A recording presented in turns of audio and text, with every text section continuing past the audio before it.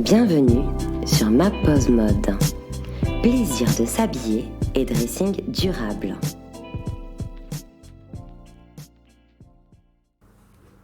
Bonjour, c'est Sonia.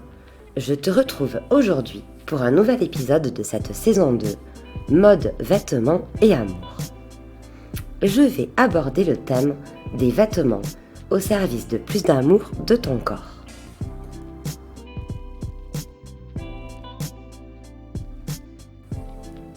Je pense sincèrement que les tenues vestimentaires que l'on choisit entrent dans une démarche de retour à soi et de plus d'amour de soi. Moi-même, face à mon miroir, selon les tenues que je sélectionne, je peux mieux me sentir et mieux aimer mon corps. Mes connaissances de coach en image m'aident beaucoup en ce sens. Elles me permettent notamment de mettre plus en valeur ce que je considère comme des atouts et de masquer ou flouter ce que je considère comme des complexes. Je prends aussi conscience de ce pouvoir avec mes clients et clientes. Parfois, un simple détail que l'on réajuste change instantanément la posture de la personne. Elle se redresse, elle dessine un sourire naturel face au miroir, et ses yeux brillent même.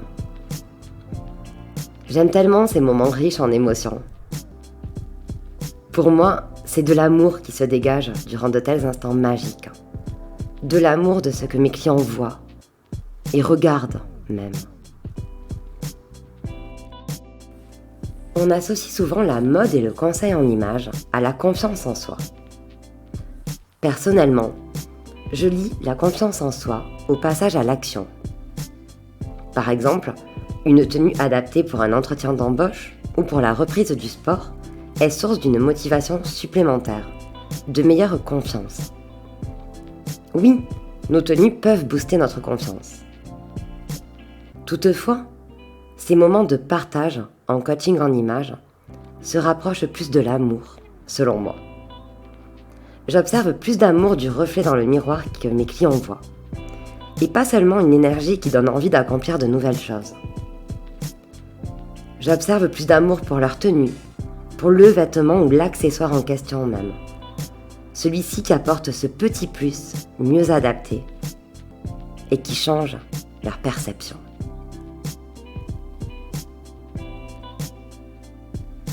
J'ai alors l'impression que la personne apportera aussi plus de considération à telle ou telle pièce de mode ou d'habillement qu'elle a achetée. Qu'elle la chouchoutera pour la porter plus souvent et le plus longtemps possible.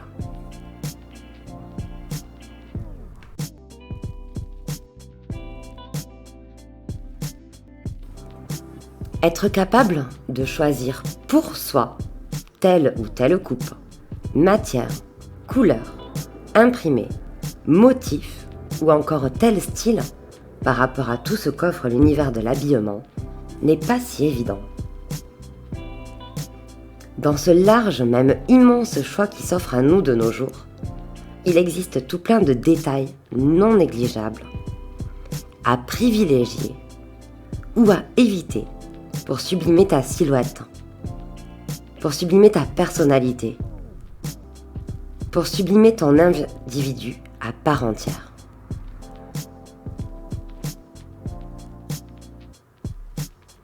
Mettre une telle conscience grâce à des connaissances sur les vêtements et sur l'image est possible et gage d'un dressing qu'on aimera naturellement mieux honorer sur la durée.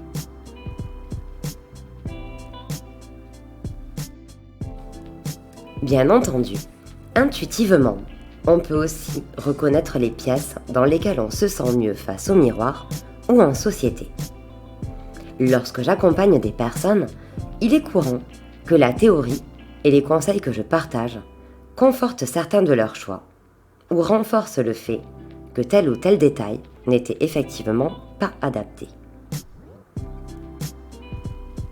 Pouvoir comprendre le pourquoi tu adores telle tenue ou tel article et le pourquoi tu doutes d'un autre t'offre plus d'autonomie et d'assurance dans tes futurs choix ou achats.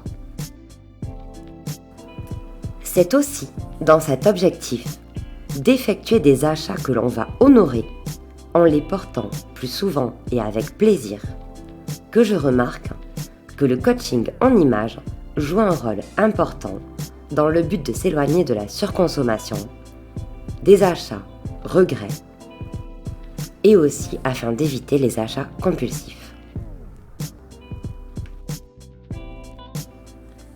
La personne devient plus consciente dans ses choix, dans ce qu'elle dépense, et ce retour à plus de conscience est selon moi un besoin majeur, tant en matière de compréhension de ce qui nous va ou pas, que de conscience qu'acheter a un impact financier et aussi socio-environnemental.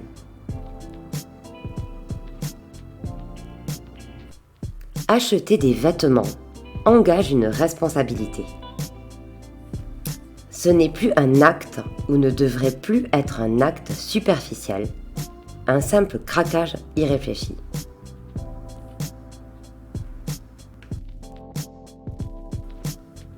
Le confort est également incontournable. Rien de tel que de se sentir dans l'inconfort dans sa tenue vestimentaire pour transmettre un mauvais message à l'extérieur ou passer une journée dans une mauvaise énergie. Être conscient de la qualité des matières et du pouvoir des détails de ces pièces mode entre donc aussi en jeu. Le sujet du confort me rappelle une anecdote. Il y a 2 ans environ, j'avais entendu l'histoire d'une influenceuse qui avait fait la promotion d'un jean sur ses réseaux sociaux. Quelque temps plus tard, elle a craqué et fait part de plus de transparence. Elle disait alors que ce jean qu'elle avait mis en avant sur ses réseaux, c'était en réalité une vraie galère. Pour y rentrer dedans, elle s'était tortillée dans tous les sens et avait dû forcer pendant quelques minutes en rentrant son ventre au maximum. Au final, porter ce jean lui faisait mal car la taille était vraiment trop serrée.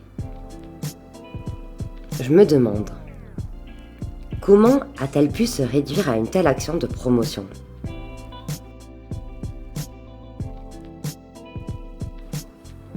Cette anecdote de l'influenceuse me rappelle aussi ces femmes qui confient devoir forcer un peu trop pour rentrer dans une robe ou dans un jean. Cela n'est pas si exceptionnel. Je me demande si elles peuvent vraiment se sentir bien dans de telles tenues. Pourquoi elles aussi s'infligent-elles un problème inconfort ? Serait-ce pour suivre une tendance mode ? Serait-ce car elles n'osent pas acheter une taille au-dessus parce qu'elles jugent que c'est pas ok ? Ou si elles sont entre 2 tailles, pourquoi tout simplement ne pas préférer un autre vêtement plutôt que celui-ci qui fait quand même galérer ? Est-ce que c'est une preuve d'amour que de faire vivre de l'inconfort à son corps pour une raison de je ne sais quoi ? À nouveau, est-ce que le confort ne devrait pas primer ? Replacer le confort du corps au cœur de nos choix de vêtements me semble juste essentiel. Bref, selon moi, le confort des vêtements reste la base. Ça reste un facteur incontournable en matière de choix et d'achat.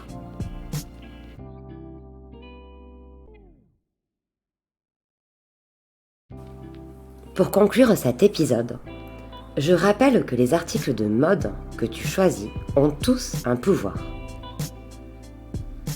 Le pouvoir de te mettre en valeur ou pas. Avec toujours en base, selon moi, le pouvoir de te sentir confortable dans toutes tes activités quotidiennes. Le pouvoir des vêtements et accessoires peut même se jouer sur un petit détail. Une couleur, une couture, un bouton, une poche, une matière, etc. Chaque détail compte. Ou presque. Je ne veux pas non plus te mettre trop de pression, parce que la joie avant tout de porter ses habits, d'y être bien, ça reste aussi la base. Mais sache que vraiment, le moindre petit détail peut parfois vraiment faire la différence.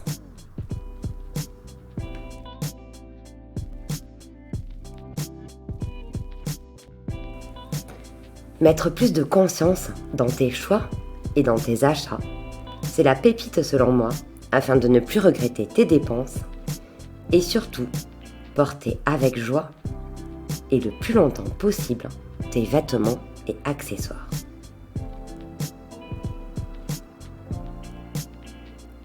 Mettre plus d'amour dans ton dressing dès le moment de l'achat et surtout plus d'amour de toi en t'habillant et en t'appréciant suffisamment face à ton image. Tel est ce qui me motive à accompagner mes clients et clientes.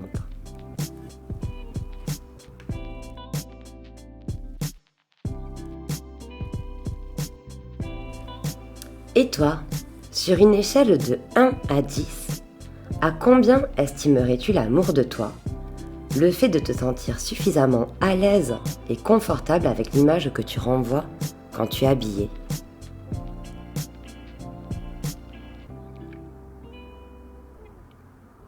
Tu peux donner une note par rapport à l'image que tu renvoies à l'extérieur ou l'image que tu observes face au miroir. Il peut effectivement y avoir une différence et c'est ok.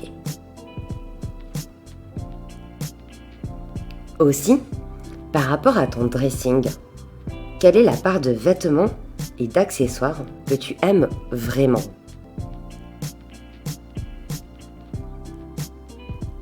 « 80%, 50%, 20%. Quelle est cette part que tu portes vraiment souvent? Ou aussi, quelle est cette part que tu portes vraiment jamais?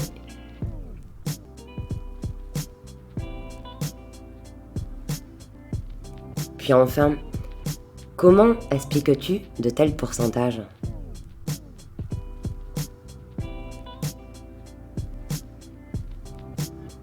Ce type de questionnement permet de revenir selon moi à l'essentiel.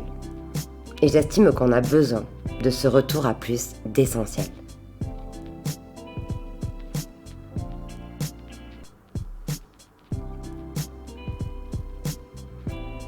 Enfin, si tu connais le conseil en images, est-ce que comme moi, tu estimes que ces divers enseignements sont utiles pour une démarche de mieux-être dans son corps?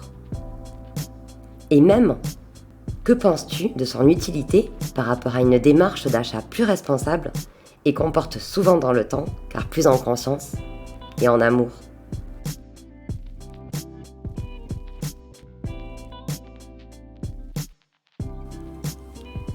J'espère que ce partage t'aura inspiré ou fait réfléchir.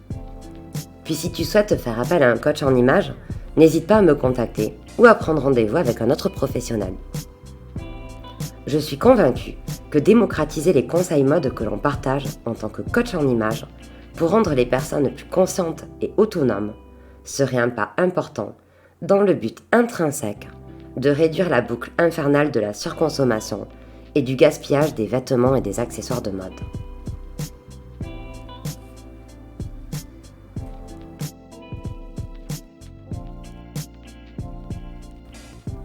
N'hésite pas à liker ou à partager cet épisode s'il t'a plu, pour me soutenir, ou si tu penses qu'il peut aussi plaire à tes proches. Tu peux aussi me rejoindre sur mes réseaux sociaux, Instagram, Facebook, Pinterest, @maposemode, ou visiter mon site web. Tu trouveras les liens dans le texte descriptif de ce podcast. Merci d'avoir partagé ce moment en ma compagnie. Je te donne rendez-vous mercredi prochain pour un nouvel épisode.